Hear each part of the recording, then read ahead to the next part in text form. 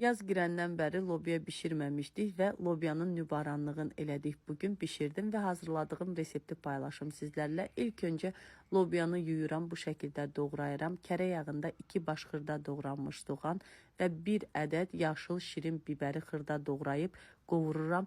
Soğan və biber qovurulduqdan sonra üzərinə 1 qaşıq sarı kök əlavə edib qaçışdırıram. Soğançanın da üzərinə 1 ədəd qabığı soyulmuş böyük pomidoru xırda şəkildə doğrayıb əlavə edib qaçışdırdıqdan sonra doğradığım lobiyanı üzərinə əlavə edirəm və mən lobiyanı bişirdikdə qəti su əlavə etmirəm. Su əlavə etdikdə lobiyanın rəngi qaralır. Pomidor və lobiya özü su buraxan tərəvəzlərdir və lobiyanın bişməsinə öz suyu kifayət qədər bəs eləyir. Qapağı örtülü şəkildə 20-25 dəqiqə bişirirəm. Duz istiyor zövqə görə və biraz bişdikdən sonra isə lobiyanı qaçışdırıram. Pomidor, lobiyanın dadı bir-birinə keçsin. Lobiya tam yağa düşəndən sonra isə üzərinə yumurta çırpıram və 2-3 dəqiqədə qapağı örtülü şəkildə yumurtanın bişməyini gözləyirəm.